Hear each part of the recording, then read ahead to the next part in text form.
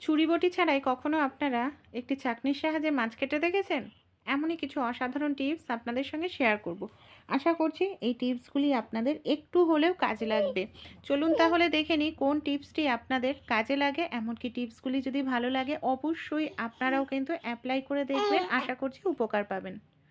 প্রথম যে টিপসটি শেয়ার করছি, অনেক সময় দেখা যায় আমরা প্রেশার কুকারে কোনো খাবার বসালে এইভাবে প্রেশার কুকারের সিটি ওঠার সময় খাবারটা বের হয়ে যায়। প্রেশার কুকার তো নোংরা হয়ই, খাবারটাও নষ্ট হয়, গ্যাসও নোংরা হয়। তাই প্রেশার কুকারে যখনই কোনো কিছু বসাবেন, ডাল বা কোনো খাবার, অবশ্যই চেষ্টা করবেন চামচ, আমাদের প্রত্যেকের বাড়িতেই থাকে, একটি চামচ আপনারা প্রেশার কুকারের মধ্যে যদি দিয়ে দেন, জলের পরিমাণ যদি কোনো কারণে বেশিও হয় তাহলেও কিন্তু আপনাদের সমস্যা নেই। কারণ এই যে চামচটা থাকার কারণে অতিরিক্ত যদি জল হয় তাও কিন্তু সিটি ওঠার সময় বাইরে বেরিয়ে যাবে না, খাবারটাও নষ্ট হবে না, প্রেশার কুকারও নোংরা হবে না। এই দেখুন সিটি উঠছে, দেখতে পাচ্ছেন আমি কিন্তু জল অনেকটাই দিয়েছি, এক ফোঁটাও সিটি ওঠার সময় কিন্তু পড়ছে না। এতে আমাদের প্রেশার কুকারও কম নোংরা হচ্ছে, গ্যাসও কম নোংরা হচ্ছে, আর খাবারটিও নষ্ট হচ্ছে না। ভালো লাগলে ট্রাই করবেন, আমি খুলে দেখাবো। এই দেখুন ভেতরে থাকা খাবারটিও কত সুন্দর এখানে আমাদের সেদ্ধ হয়েছে। ভালো লাগলে অবশ্যই ট্রাই করবেন। এবার আমরা এই যে ভেতরে থাকা চামচটাকে বের করে নিলাম। অনেক সময় দেখা যায় আমরা যে চাল নিয়ে আসি চালটা খেতে ভালো না, বা চালের থেকে ভালো মানে গন্ধ না বেরিয়ে একটি বাজে গন্ধ বেরোয়, বা অনেকেই আছি আমরা রেশনের চাল খাই। রেশনের চাল দেখবেন গন্ধটা ভালো লাগে না। তাই আমাদের বাড়িতে যে গন্ধরাজ লেবু থাকে না, কম বেশি অনেকের বাড়িতেই থাকে, গন্ধরাজ লেবু খেয়ে থাকে। তাই ভাত যখন আমরা রান্না করব, আমরা যদি এই যে গন্ধরাজ লেবুর রস কিছুটা পরিমাণ আমরা দিয়ে দিতে পারি, তাহলেও কিন্তু খুব সুন্দর একটি গন্ধ বের হবে। আর লেবুর রস দিলে আরও একটি উপকার পাবেন, ভাত সাদা ধবধবে হবে, এমনকি ভাতটা গায়ে গায়ে লাগবে না। আর যদি আরেকটু সুন্দর গন্ধ পেতে চান তাহলে কি করবেন, এই যে গন্ধরাজ লেবুর ওপরের খোসাটা আছে সেটা আপনারা এইভাবে গ্রেটার দিয়ে কিছুটা অংশ, অনেকটা বেশি নয়, সামান্য পরিমাণ সবুজটা অংশটাই দেবেন, ভেতরের সাদা অংশটা নয়, তাহলে তেতো হয়ে যাবে। এইভাবে একটু ভাতের মধ্যে দিয়ে ভালো করে নাড়াচাড়া দিয়ে ফ্যানটা ঝরিয়ে নেবেন। এতে দেখবেন চাল আপনাদের যেমনই হোক না কেন ভাতের থেকে খুব সুন্দর একটি গন্ধ বের হবে, এমনকি খেতেও ভালো লাগবে। ভালো লাগলে এই টিপসটি অবশ্যই ট্রাই করে দেখবেন। এটা কিন্তু ভীষণ ভালো একটি টিপস, আমিও মাঝে মাঝে ট্রাই করি।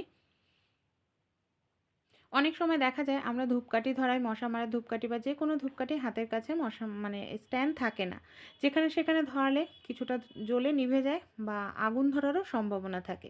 তাই এই কাজটি করবেন। তালা আমাদের প্রত্যেকের বাড়িতেই তালা থাকে, এই ধরনের পুরনো তালা যেটা নষ্ট হয়ে গেছে, চাবি কোনো তালা নিয়ে নেবেন। তালার যে চাবির জায়গায় সেখানে আপনারা ধূপকাঠিটা রাখলে পড়বেও না, ধূপকাঠি পুরোটা জ্বলবে, আগুন ধরারও সম্ভাবনা থাকবে না। আমরা যে এই ধরনের ব্রাগুলো ব্যবহার করি, অনেক সময় দেখা যায় সমস্যাটা কি হয়, এই ধরনের ব্রাগুলো পুরোই ভালো রয়েছে, নতুন রয়েছে, কিন্তু ফিতাটা লুজ হয়ে গেছে। ফিতাটা লুজ হয়ে গেলে সেটা আর ব্যবহার করা যায় না, আমরা এটাকে বেকার হিসাবে তখন বাতিলের খাতায় রেখে দিই। তাই যদি আপনাদের ব্রা একেবারে নতুন থাকে, ফিতা কোনো কারণে ঢেলা হয়ে গেছে, এই কাজটি করবেন, তাহলে আপনাদের ব্রাটাকে আর ব্যবহার করতে পারবেন, নতুন কেনার প্রয়োজন পড়বে না। যতটা ঢেলা হচ্ছে ততটা সেই হিসাবে ফিতাটাকে এইভাবে আপনারা ভাঁজ করে নিয়ে সেলাই করে নিন। এখানে একটি ফিতা নয়, দেখবেন দুটো ফিতাই যে ঢেলা হয়ে গেছে একই মাপ দিয়ে নেবেন, তারপর এইভাবে সেলাই করে নেবেন। এতে আপনাদের নতুন ব্রা কেনার কোনো প্রয়োজন পড়বে না। দেখুন এইভাবে আমি দুটো ফিতাই সেলাই করে নিলাম। ভালো লাগলে আইডিয়াটি কাজে লাগাতে পারেন। বাঁধাকপি আমরা কম বেশি প্রত্যেকেই খেয়ে থাকি। অনেক সময় কি হয়, যারা নতুন গৃহিণী বা নতুন রান্নাবাড়ি করছি, ছুরি বটি দিয়ে বাঁধাকপি ঝিরিঝিরি করে কাটতে গেলে হাত কেটে যাওয়ার সম্ভাবনা থাকে। তাই কোনো রকম ছুরি বটি দিয়ে বাঁধাকপি কাটার প্রয়োজন পড়বে না। আমাদের বাড়িতে এই ধরনের আলু চুলনি প্রত্যেকের বাড়িতেই থাকে। আলু চুলনির সাহায্যে আপনারা যত ঝিরিঝিরি করে কাটতে চান তত ঝিরিঝিরি করে কাটতে পারেন। এই দেখুন, আর এইভাবে বাঁধাকপি কাটলে আমি বলে দিচ্ছি আপনাদের হাত কাটার কোনো রকম সম্ভাবনা থাকবেই না, গ্যারান্টি দিয়ে বলছি। আর একদম ঝিরিঝিরি করে কাটা হয়, সময়ও কম লাগবে, রান্না করতেও খুব কম সময়ের মধ্যে হয়ে যায়, কারণ অল্পতেই সেদ্ধ হয়ে যায় ঝিরিঝিরি করে কাটা হলে। রুমাল আমরা কম বেশি প্রত্যেকেই ব্যবহার করি। আমাদের অনেকেরই একটি ভুল অভ্যাস আছে, হাতে হয়তো রুমাল নিয়ে যাই কোনো কিছু কেনাকাটি করতে, হয়তো কোনো কিছু দেখতে থাকি, রুমালটা কোথাও হয়তো রাখি আর নিয়ে আসতে ভুলে যাই। এই করে কিন্তু আমাদের অনেকেরই অনেক পরিমাণ রুমাল হারিয়ে যায়। তাই রুমালটা কিভাবে নিলে আমাদের হারাবে না, হাতে তো অবশ্যই থাকবে। একটি সেফটি পিন নিয়ে নিন। আমরা মহিলারা কম বেশি চুড়ি, ব্রেসলেট এই জাতীয় জিনিস ব্যবহার করি। একটি সেফটি পিনের সাহায্যে রুমালটাকে এইভাবে সেট করে নিন। তারপর হাতের মুঠোতে রাখবেন বা হাতের মুঠো থেকে ছেড়ে দিলেও রুমালটা কিন্তু আপনাদের হাতের সঙ্গেই থাকবে, হারাবে না। পরিমাণ মটরশুঁটির খোসা ছাড়িয়ে নিয়ে নিয়েছি। এবার এটাকে আমাদের একটি পদ্ধতি অবলম্বন করতে হবে সারা বছর রাখার জন্য, তাহলে মটরশুঁটির মধ্যে ফাঙ্গাস ধরবে না, কালারও নষ্ট হবে না, ভালো থাকবে। এখানে একটি কড়াইতে আমি জল বসিয়ে দিয়েছি, জলের মধ্যে দিয়ে দিচ্ছি সামান্য পরিমাণ একটু চিনি আর সামান্য পরিমাণ একটু নুন, যাতে মটরশুঁটির টেস্টটা ভালো থাকে। জলটাকে এখানে আমরা হালকা উষ্ণ গরম করব। অতিরিক্ত গরম কিন্তু আমাদের করতে লাগবে না বা করার দরকারও নেই, উষ্ণ গরম করলেই হয়ে যাবে। ছাড়িয়ে রাখা মটরশুঁটিগুলো কি করব, উষ্ণ গরম জলের মধ্যে দিয়ে দেব। মটরশুঁটিগুলোকে দিয়ে আমাদের এখানে 1 থেকে 2 মিনিটের জন্য এইভাবে জলের মধ্যে, মানে উষ্ণ গরম জলের মধ্যে রেখে দেব। তাহলে মটরশুঁটিগুলো নষ্ট হয় না, এমনকি কালারটাও ভালো থাকে, অনেক দিন পর্যন্ত ভালো থাকবে, ফাঙ্গাস ধরবে না। যখন 2 মিনিট হয়ে যাবে দেখবেন ধীরে ধীরে সব মটরশুঁটিগুলো জলের ওপরে ভেসে উঠতে শুরু করেছে, তখন বুঝবেন পুরোপুরি প্রসেসটা রেডি হয়ে গেছে। গ্যাসটা আমি তখন বন্ধ করে দেব। এবার এই ধরনের যে ঝাঁঝরি হাতা আছে সেটা নিতে হবে মটরশুঁটিগুলো তোলার জন্য। তার আগে একটি পাত্রের মধ্যে জল নিয়ে নিয়েছি, আর এই জলের মধ্যে দিয়ে দিচ্ছি বরফ। এই বরফ জলে আমাদের যে মটরশুঁটিগুলো হালকা ভাপ দিয়ে নিলাম সেগুলোকে জল ছেঁকে এই বরফ জলের মধ্যে ডাইরেক্ট দিয়ে দেব। এতে মটরশুঁটির কালার যে ডিপ সবুজ কালারটা, সেটা সবুজ কালারই থাকবে, কালারের কোনো চেঞ্জ হবে না যদি আমরা এইভাবে রাখি। সবগুলোকেই আমি জল ঝরিয়ে এইভাবে রাখবো। আর এখানেও আমাদের এই বরফ জলের মধ্যে 2 থেকে 3 মিনিট রাখতে হবে।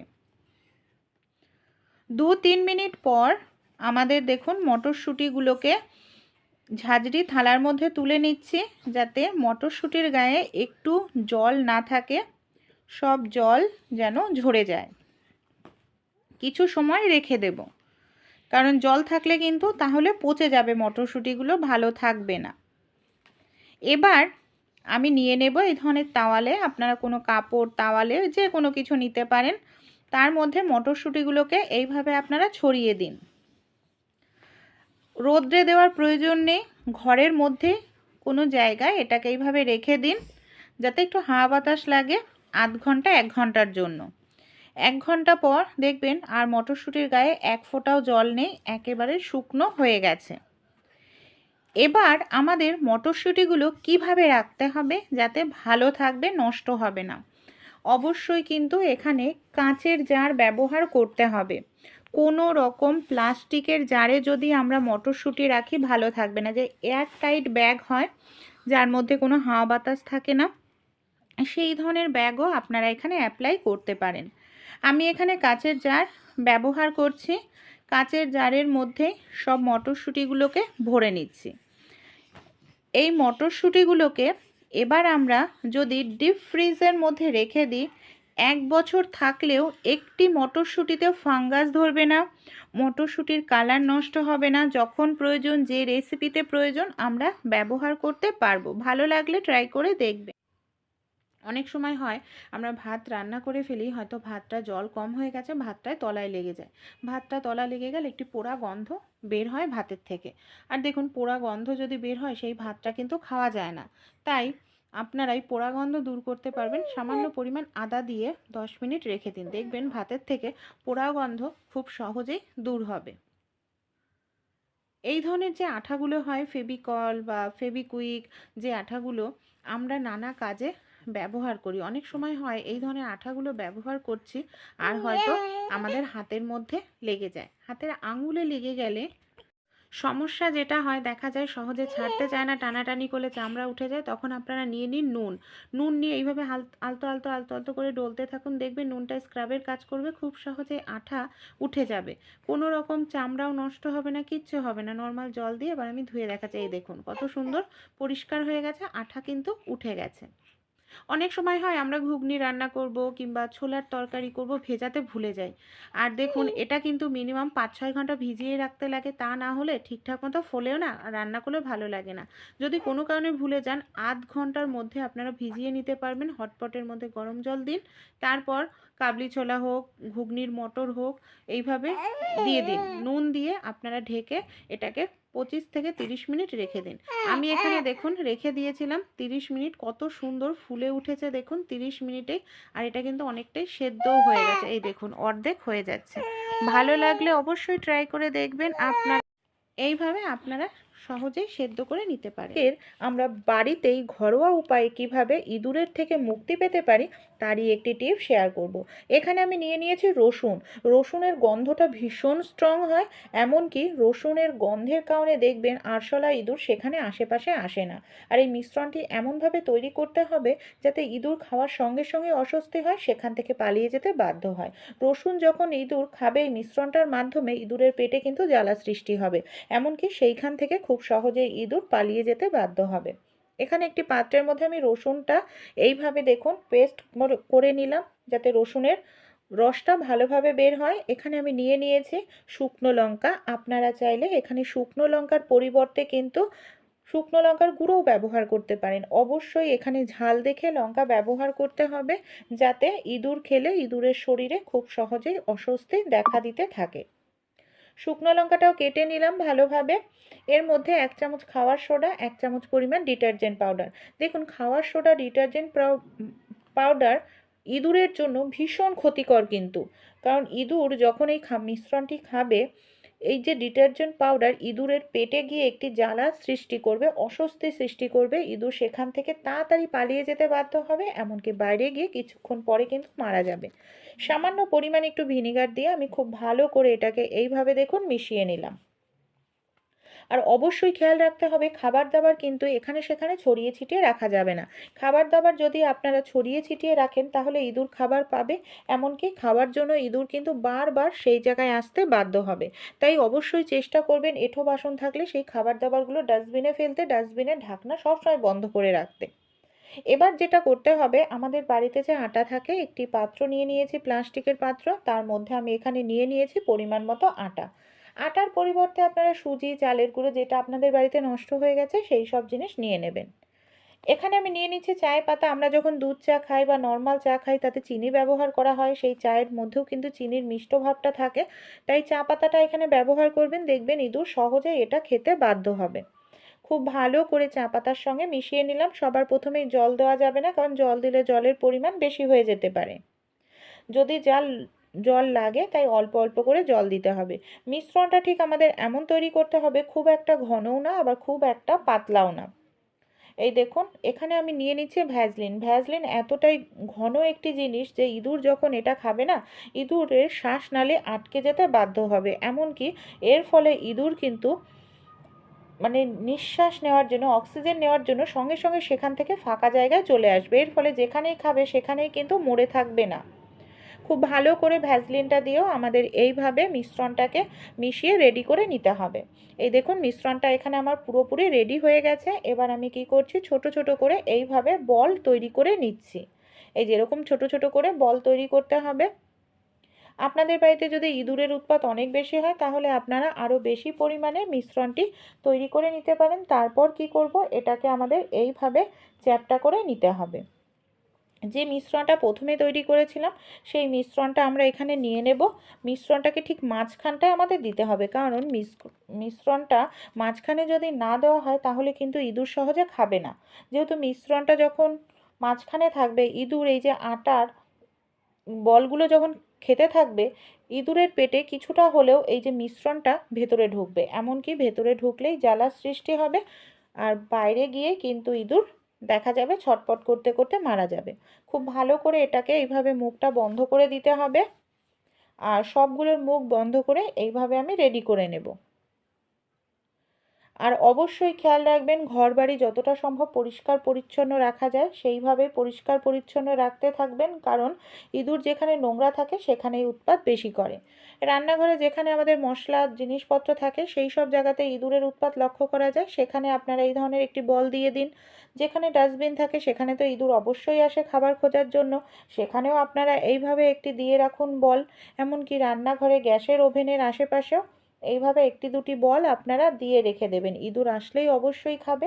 আর যেখানে যেখানে আপনারা ইঁদুরের উৎপাত লক্ষ্য করে থাকেন প্রত্যেকটা জায়গাতে একটি একটি করে এই ধরনের বল দিতে থাকবেন। এই দেখুন সবগুলো জায়গাতে এই ধরনের বল দেবেন। প্রথম দিন না খেলেও কিন্তু দ্বিতীয় দিন অবশ্যই ইঁদুর খাবে, আর ইঁদুর খেলেই কিন্তু অস্বস্তিতে পড়ে যাবে আর পালিয়ে যেতে বাধ্য হবে। অনেক সময় হয় এই ধরনের মাছগুলো কাটতে আমাদের অনেকটা সময় লাগে, বিশেষ করে ফলি মাছ, চিতল মাছ, যে মাছের প্রচুর আঁশ থাকে না, ছাড়াতে সময় লাগে। চা ছাঁকনি, আমাদের বাড়িতে প্রত্যেকেরই কম বেশি চা ছাঁকনি থাকে। প্লাস্টিকের চা ছাঁকনি ব্যবহার করতে পারেন, স্টিলের চা ছাঁকনিও ব্যবহার করতে পারেন। স্টিলের চা ছাঁকনি এই যে ধারের অংশটা দিয়ে এইভাবে আপনারা যদি উল্টো করে টানেন দেখবেন খুব দ্রুত তাড়াতাড়ি কিন্তু আপনারা মাছের আঁশ ছাড়িয়ে নিতে পারবেন। ছুরি বটির থেকেও খুব দ্রুত তাড়াতাড়ি এইভাবে মাছের আঁশ কিন্তু ছাড়ানো হয়ে যায়। দেখুন কত দ্রুত তাড়াতাড়ি এখানে আমার মাছের আঁশটা কিন্তু ছাড়ানো হয়ে গেল। এইভাবে আপনারা অন্যান্য যে কোনো ছোট মাছের আঁশও কিন্তু পরিষ্কার করে নিতে পারেন, হাত কাটার কোনো রকম সম্ভাবনাই থাকে না।